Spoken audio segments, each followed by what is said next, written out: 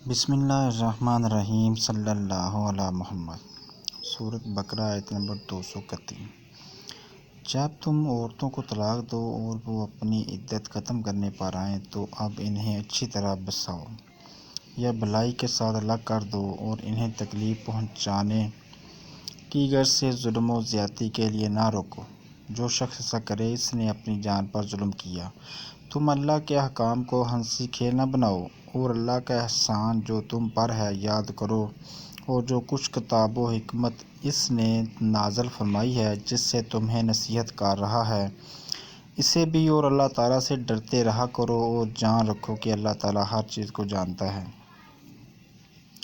اور جب تم اپنی عورتوں کو طلاق دو اور وہ اپنی عدت پوری کر لیں تو انہیں ان کے خاوندوں سے نکاح کرنے سے نہ روکو جب کہ وہ آپس میں دستور کے مطابق رضامند ہوں۔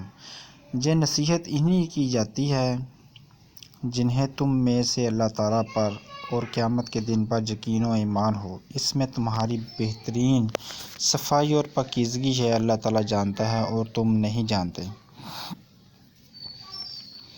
مائیں اپنی اولاد کو 2 سال کامل دودھ پلائیں۔ جن کا ارادہ دودھ پلانے کی مدت بالکل پوری کرنے کا ہو اور جن کے بچے ہیں ان کے ذمے ان کا روٹی کپڑا جو مطابق دستور کے ہو۔ ہر شخص اتنی ہی تکلیف دیا جاتا ہے جتنی اس کی طاقت ہو۔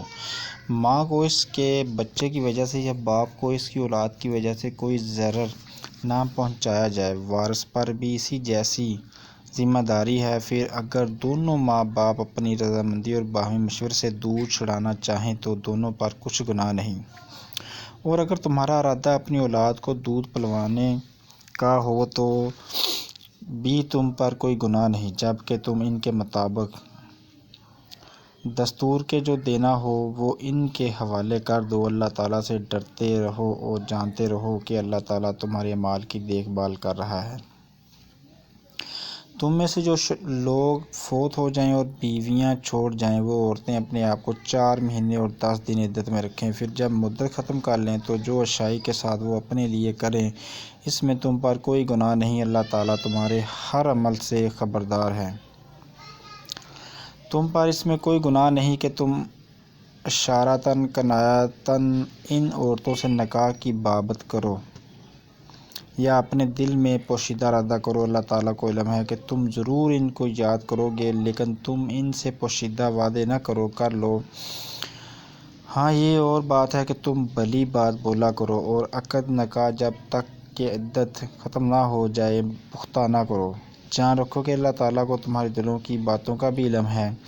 تم اس سے خوف کھاتے رہا کرو اور یہ بھی جان رکھو کہ اللہ تعالیٰ بخشش اور حلم والا ہے۔ اگر تم عورتوں کو بغیر ہاتھ لگائے اور بغیر مہر مقرر کیے طلاق دے دو تو بھی تم پر کوئی گناہ نہیں۔ ہاں انہیں کچھ نہ کچھ فائدہ دو، خوشحال اپنے انداز سے اور تنگ دست اپنی طاقت کے مطابق دستور کے مطابق اچھا فائدہ دے۔ بھلائی کرنے والوں پر یہ لازم ہے۔ اور اگر تم عورتوں کو اس سے پہلے طلاق دے دو کہ تم نے انہیں ہاتھ نہیں لگایا ہو اور تم نے ان کا مہر بھی مقرر کر دیا ہو تو مقرر مہر کا آدھا مہر دے دو۔ یہ اور بات ہے وہ خود معاف کر دیں یا وہ شخص معاف کر دے جس کے ہاتھ میں نکاح کی گرہ ہے۔ تمہارا معاف کر دینا تقویٰ سے بہت قریب ہے۔ اور آپس کی فضیلت اور بزرگی کو فراموش نہ کرو، یقیناً اللہ تعالیٰ تمہارے اعمال کو دیکھ رہا ہے۔ نمازوں کی حفاظت کرو، بالخصوص درمیان والی نماز کی، اور اللہ تعالیٰ کے لیے باادب کھڑے رہا کرو۔ اگر تمہیں خوف ہو تو پیدل ہی صحیح یا سواری ہی صحیح۔ ہاں جب امن ہو جائے تو اللہ کا ذکر کرو جس طرح کہ اس نے تمہیں اس بات کی تعلیم دی جسے تم نہیں جانتے تھے۔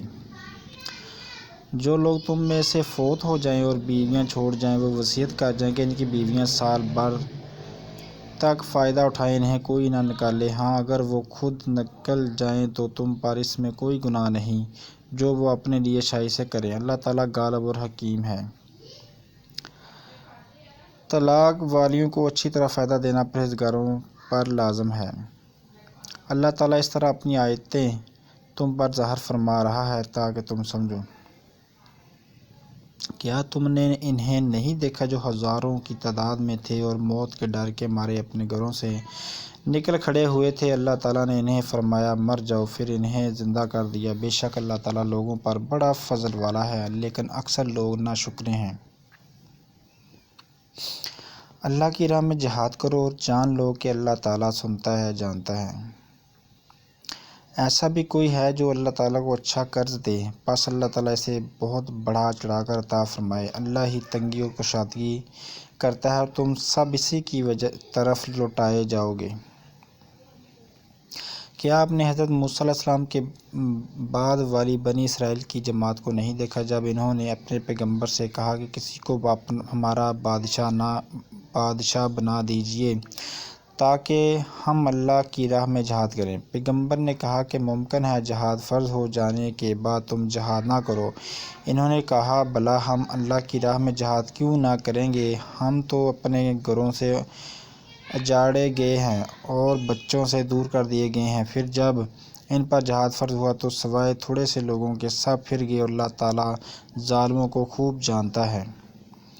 اور انہیں ان کے نبی نے فرمایا کہ اللہ تعالیٰ نے طالوت کو تمہارا بادشاہ بنا دیا ہے، اور کہنے لگے بھلا اس کی ہم پر حکومت کیسے ہو سکتی ہے؟ اس سے تو بہت زیادہ حقدار بادشاہت کے ہم ہیں، ان کو تو مالی کشادگی بھی نہیں دی گئی۔ نبی نے فرمایا سنو، اللہ تعالیٰ نے اسی کو تم پر برگزیدہ کیا اور اسے علمی اور جسمانی برتری بھی عطا فرمائی۔ بات یہ ہے کہ اللہ جسے چاہے اپنا ملک دے، اللہ تعالیٰ کشادگی والے اور علم والا ہے۔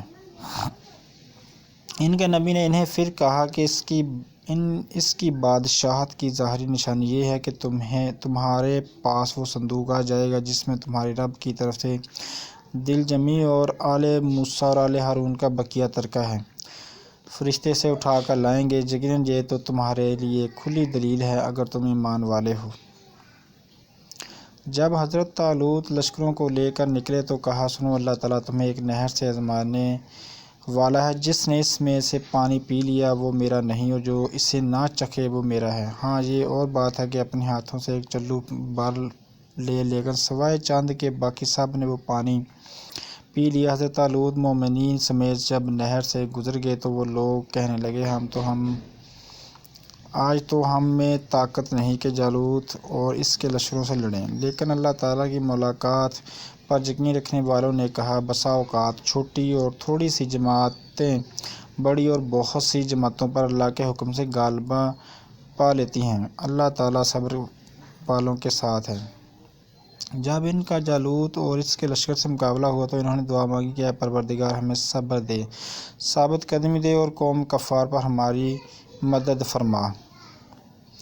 چنانچہ اللہ تعالیٰ کے حکم سے انہوں نے جالوتیوں کو شکست دے دی اور حضرت داؤد علیہ السلام کے ہاتھوں جالوت قتل ہوا، اور اللہ تعالیٰ نے داؤد علیہ السلام کو مملکت و حکمت اور جتنا کچھ چاہا علم بھی عطا فرمایا۔